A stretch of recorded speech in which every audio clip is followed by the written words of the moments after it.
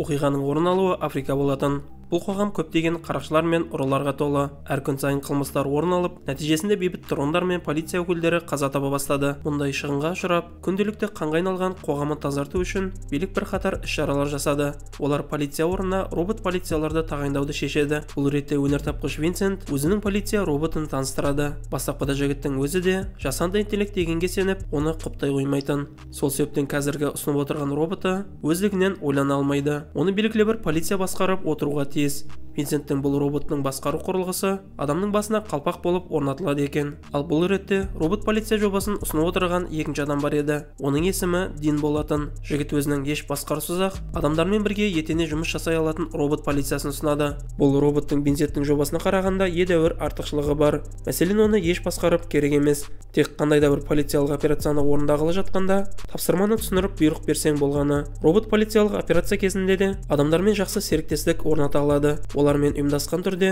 жұмыс жасау қабілетіне ие. Міне осылайша Диннің роботы қолданысқа түсті. Мұндай роботтар басқа да елдерді қызықтыратын. Өзінің жасап шығарған өнер табысы өрге жүзгенде, Диннің де табатын табысы молаяды. Ал Винсент Диннің жетістігін көре алмай тырнағын тістейді. Дин күні-түні жұмыс жасап, робот полицейін жетілдіру мақсатында оны жасанды интеллектке айналдырам деп жоспарлайды. Осылай талай ұйқысыз күндердегі еңбек нәтижесін беріп, Дин дегеніне жетеді. Қуанған Дин асыққан күйі кеңседе отырған бастығы Брендлиге келеді. Оған өзінің өнер табысы жайлы айтып, ендігі осыны сынақтан өткізуге рұқсат сұрайды. Алайда оның күткеніндей болмады. Брендли роботтың ойлай алатын тірі жан секілді болғанын құп көрмейді. Оның айтуынша әскерилерге робот полицияның тиянақты тапсырманы орындағаны керек болды. Солай жаңа өнер табысы бастық тарапынан шектеу алған соң, үстелінде отырған Дин қайткен күнде де осы роботты сынақтан өткіземін деп, еш рұқсатсыз тест жасауға арналған керекті заттарды жұмыс орнынан ала бастайды. Кейін олардың барлығын жүк көлігіне тиеп, жұмыс аймағынан шығып кетеді. Жігіт көлігімен келе жатып бір топ қылмыскерлерге ұсталып қалады. Олар Диннің ақшасына қызықпайды. Олар тек робот полициялардың осал тұсын білмекші. Қарақшылар Динді ұстап өздерімен алып кетеді. Мұндағы басшы Ниндзя атты қарақшы жігітті сұрағасын алады. Бұл қарақшылар бір бандаға есірткі қарыз болып, ендігі сол қарызды өтеу үшін ақша тонауды жоспарлап отыр екен. Алайда жоспарларын бұзатын тек робот полиция еді. Ниндзя бұл роботтарды бірден өшіріп тастауын Динге айқайлаған күйі бұйырады. Алайда Диннің айтуынша бұлай жасау мүмкін емес. Ниндзя инженерді пайдасыз санап, оны өлтірмек болды. Өмірін сақтағысы келген Дин жүк көлігінің артындағы әлі де болсын тесттен өтпеген роботын шығарады. Ол бандиттерге бұл жаңа робот.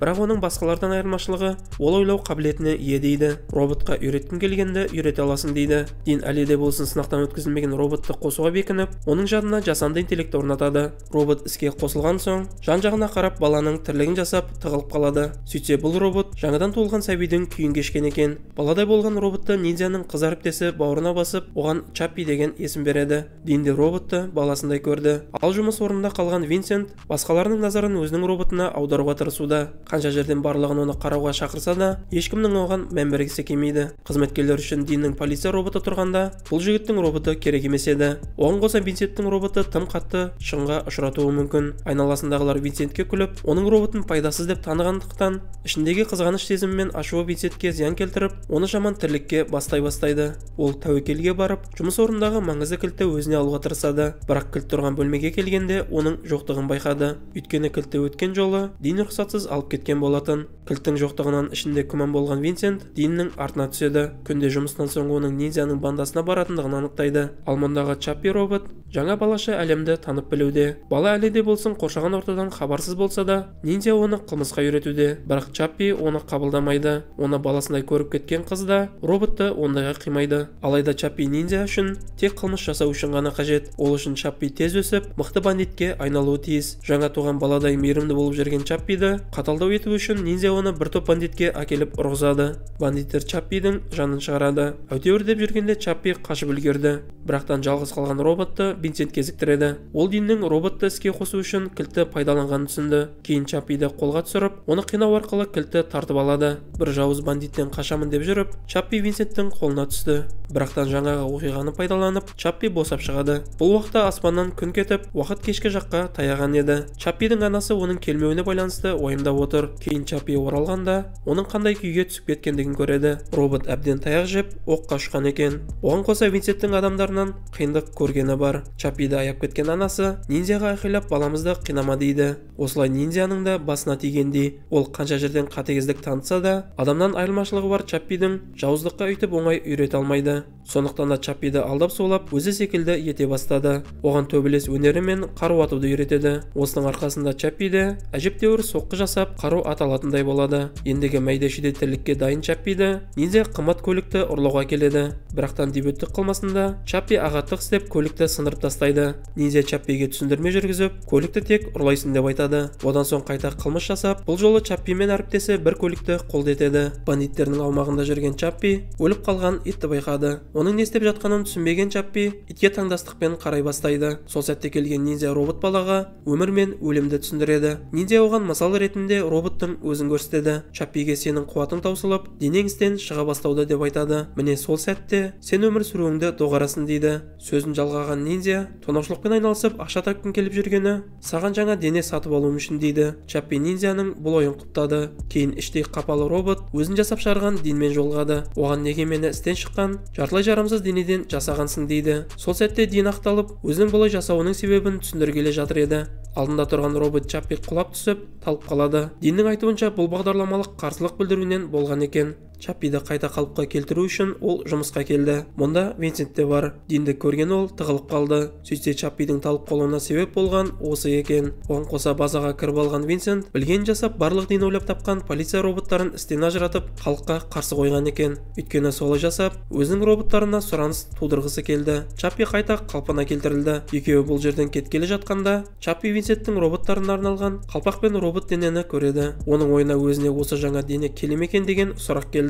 Алайда дене ауыстырғысы келіп жүрген Чаппидің бар үмітін Дин бұзды. Диннің айтуынша оның бағдарламасы басқалардан өзгеше екен. Оның денесін бұлай алмастыру оңай емес еді. Бірақ үмітсіздікке салынбаған Чаппи ниндзя папам бір амалын табады деп жаңағы денемен қалпақты алып кетеді. Винсент болса Чаппидің қарапайым робот еместігін ұқты. Чаппи өзінің зерек ақылы мен технологияны үйреніп, анасына сынақ жасау арқылы өзіне жаңа дене табуға мүмкіндік бар екендігін айтады. Бірақ оларға ақша керек. Ниндзя бастаған Чаппи ерген топ инкассатор көлігін осы мақсатта тонай бастайды. Дин болса кеше роботтарының зиян шегуіне Винсенттің қатысы бар екендігін түсінді. Ол әріптесінің қатесін айтуға бара жатып, теледидардан Чаппидің тонап жүргенін көреді. Винсент Диннан ерте әрекет етіп, жиналыста отырған бастықтарына тонаушылықпен айналысып жүрген Чаппи Диннің өнертабысы екендігін айтады. Осы арызы арқылы Винсент дегеніне жетті. Оған бастығы роботтарыңды қолдан деп бұйрық береді. Бұл уақытта ниндзяда қарызы бар Хиппо атты баскесер жаңалықтардан инкассатор көлігін тонап жатқан ниндзяны көреді. Оған Хиппо адамдармен келіп ақша талап етеді. Алайда ақша Хиппо үшін емес Чаппи үшін тоналған еді. Сондықтан ниндзя қарсы болып, бұл жерде бандиттер атса бастады. Ең мықты атыс құралы ретінде таныстырылған Чаппидің өзі ниндзяның өтіріктеріне көзі ашылып, қамығып тұрып қалады. Сол сәтте ұрыс алаңына роботын басқарған Винсент келді. Ол еш аяушылықсыз, жақсы жаман демей барлығын өлтіре бастады. Чаппи болса қолына қару алып, роботпен айқасқа шықты. Оның денесіне бомба жапсырып, енді жарғалы жатқанда Чаппи кнопканы басып үлгере алмайды. Ал жерде бой тасалап жүрген Динге оқ тиіп жараланады. Чаппи мен Дин ауыр жағдайда түскен соң, ниндзя мен оның адамдары оларды алып ғимарат ішіне кіреді. Онда жүріп бой тасалауға мүмкіндік туа қоймады. Кеңсесінде отырып алып жауыздықпен барлығына шабуыл жасап жатқан Винсент ғимарат ішіне роботымен кірді.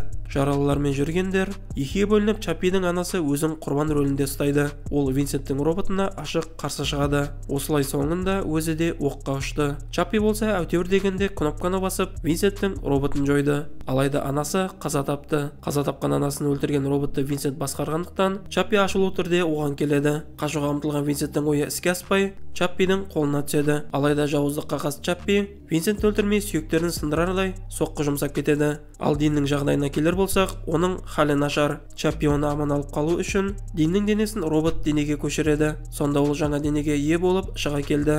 Алайда осы уақытқа дейін қуаты таусылып қалған Чаппидің ендігі істен шығатын шағы жақындады. Дин оны құтқарудың кішкентай болсын жолын тапты. Мұның 100% көмектесетіні белгісіз болса да, Чаппидің тірі қалатынына сенуге тырысуда. Дин Чаппидің денесін іштен шыққан полиция роботқа көшіреді. Бұл іске асып, екеуі де робот денеге ие болды. Одан соң екеуі аналарын жерлейді. Бірақ кейін Чаппидің өзі анасына жаңа дене жасап, оған жасанды интеллект орнатады. Бұл уақытта барша үкімет полиция роботтарға қарсылық білдіріп бастайды. Осылайша фильмде соңына жетті. Достар, арнаға тіркеліп лайк басуды ұмытпайық. Келесі кездескенше.